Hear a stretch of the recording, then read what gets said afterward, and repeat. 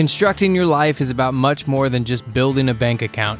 Each week, join real estate entrepreneur and mindset coach Austin Linney as he interviews guests who are constructing their dream lives and impacting the world around them on a daily basis. If you're an entrepreneur or wanting to start a business, or you just want to hear motivating stories of how others have overcome the odds, you are in the right place. And now for your host, Austin Linney. Guys, welcome back to Construct Your Life. This is Austin Linney with your Wednesday Rant. We're going to talk today about bucket list items, about trips that you want to take, experiences, so on and so on. So I might get a little saucy on this one because this is something I truly believe in. You know, we all have these things in life that we put off all the time. You know, there's all these trips that we want to take. There's all these experiences that we want to give our kids. All these things that we dreamed about since we were 12 years old. You're now 45, you're 35, you're 50 years old, and you haven't done any of these things. And, you know, bucket list items are great, but one of the episodes back, Aaron Musastegi said that if it's not on your calendar, it doesn't mean shit. And that's the truth. And so, you know, we are trying to get to this arbitrary goal or this arbitrary thing, and that's when we're going to start living our life. And isn't that the most asinine, ridiculous way to look at stuff? I mean, it doesn't even make any sense to me. What's the name of the damn podcast? Construct Your Life. So you're constructing a lifestyle, not a bank account. So you're constructing a lifestyle around your job, your family, what you want out of life. Because the money, and who doesn't want money? I want money. Everybody wants money. But the money is a binary tool to construct the lifestyle that you're looking. So, you know, just in the last 2 weeks alone, I've had 7 investors reach out to me and say, you know, we sold everything we own. We're getting an RV for a year with our kids, and we're just going to travel to the United States. These are people that are 39, 42, 26.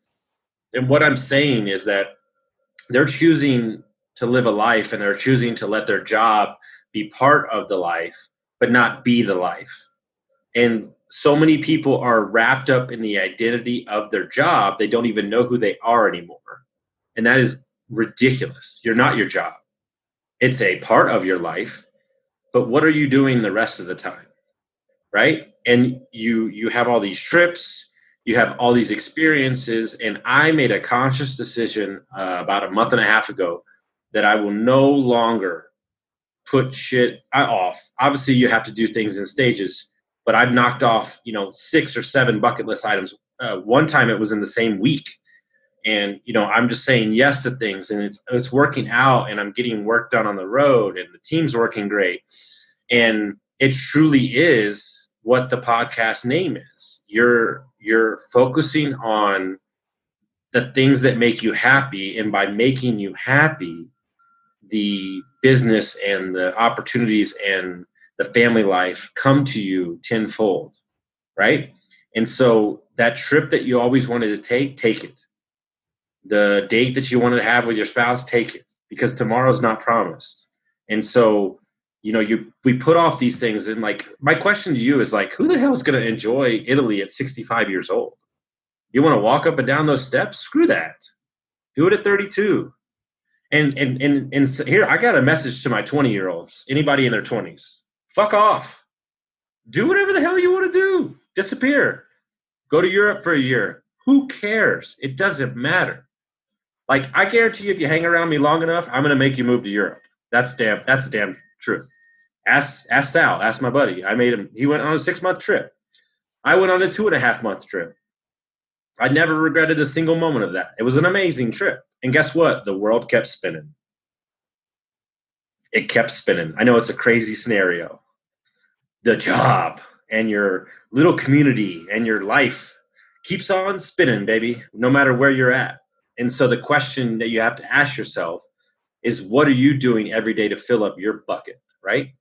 Your bucket list, meaning what makes you happy. And if you're a photographer, if you want to raise goats, I don't care what the hell you want to do, but just do it and stop making excuses why it's not the time. Because that's what we do as a society, and that's what we do. We excuse the shit out of it until we don't have to deal with it anymore. And guess what? You bring those excuses to me, and I'm going to shove them right back in your face. It's as simple as that. I don't want to hear it. I don't care. It doesn't matter. And more importantly, it doesn't matter what anybody thinks. So if you and your family want to go milk goats on an island somewhere in Costa Rica for 6 months and make cheese, then go do it. I don't even know where I came up with that, but I just came up with it. It doesn't matter, guys. But we make these excuses, or more importantly, this is the bigger thing. We get ourselves in a financial spot with a house that we can't afford and credit cards that we can't pay, and that doesn't allow us to travel.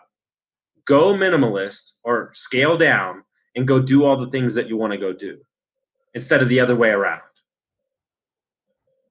If this virus has taught us anything, is that we don't need a lot in life. I am a man right now who is living in an Airbnb. I've been on the road for like 80 days. I've got 7 boxes, 2 bikes, and some clothes to my name. I'm great. How are you doing with all that shit in the attic that you haven't seen in 20 years? For your big ass house that you don't even see your kids in. I grew up in a big house. It was a nightmare. We never saw each other. The family was disconnected. I'm not saying that you can't have a big house and be connected, but I'm telling you that is my truth why I don't want a big house. Because that I feel like ripped our family apart. So call it what you will. Everybody went off to their separate scenarios.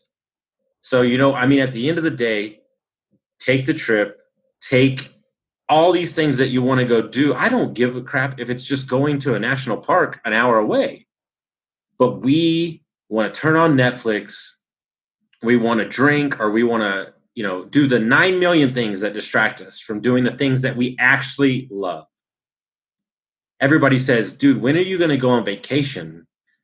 I said, what vacation? What the fuck is that? My life is a vacation. I'm doing exactly what I want to do with beautiful scenery. Vacation? I was down in Costa Rica and they said, oh my God, dude, slow down. Stop looking at real estate down there. I said, what are you talking about? I'm probably going to buy a hotel here eventually. I love this. And so my question to you is, when you're schlepping into the office, right? Or you're schlepping in rush hour traffic, wouldn't you rather just say, hey, boss, hey, whatever, I'm going to take off Friday and I'm going to go take my kids.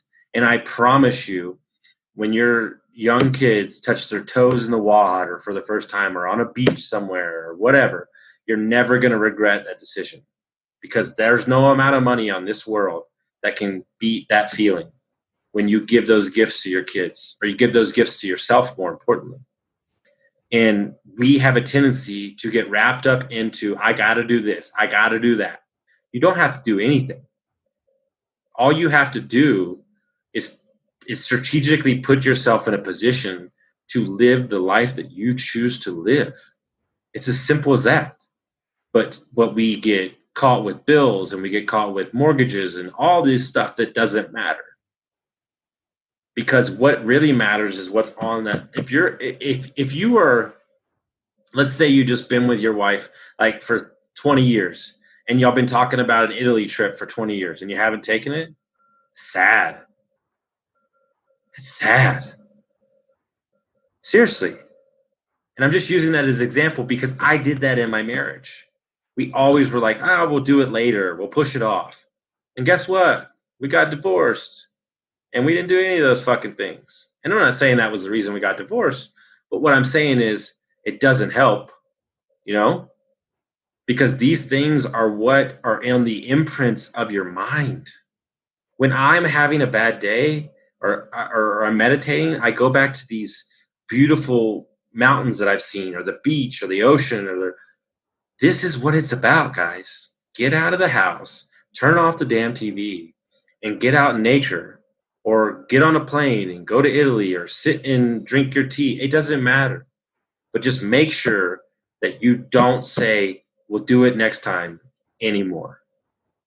So I hope you got some, I went on a crazy rant there. So I hope you got some value from that. And we'll talk to you later. Thank you so much.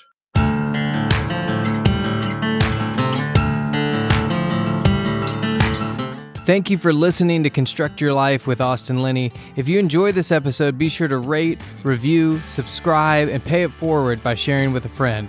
Most importantly, take this opportunity to start constructing your life by taking immediate action on what you learned. For show notes, resources, and more information on one-on-one coaching with Austin, visit constructyourlifepodcast.com.